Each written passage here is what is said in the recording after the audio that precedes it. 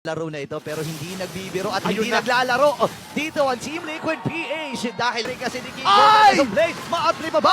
Ay! Dahil doon sa torre. Sa court! Napakakati talaga at ano na naman. Pero makukuha siya ni King Kong second kill ang makukuha Tempest of Blade. At si King Kong ang magwawagi doon sa turtle fight na yun. Habol pa rin dito ang team. HP ng Turtle. Okay, 3K yung buhay ng Turtle pero si Cartesi nakabawi din ng Luminous Fury habang Lost Insanity naman para kay Kirk. Kalahati yung buhay dito. JP naman yung nagdidilig ng Tempest of Blade. Ayun na. Ni King Kong habang meron ding Lost Insanity mula dito kay Sanji. Ayun na Habulin nga. naman itong si King Kong. Nandun yung Ayun na. pagkalon. And nandun yung pursuit.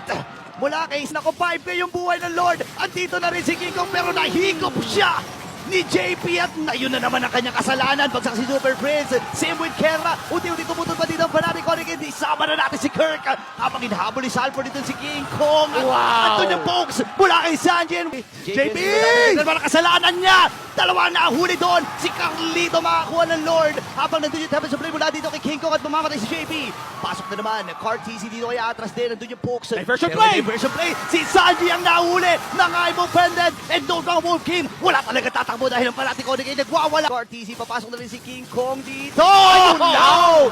Pero si King Kong ang makakakuha ng Lord na yun at ito na ang rundown mula sa Fanatic Onic. Bagsak si Sanji. Sino maginig sa target dito? Benny hindi makakatakas ba? Hindi, nakipagkalmutan na siya dito. Benny! Kay Kurt, tumabigay Benny! na rin. At si Benny Cutie ay kakalmot muli. Kaya lang mamamatay si Carlito the Great. Pasok din si Sanford for Carlito the Great. Pero nandun yung Don't Down Wolf King and I'm offended play mula kay Kera. Dalawa ang mapapatumba niya ngayon. Unti-unti nang nagkakaroon ng pag-asa ang Fanatic Onic and May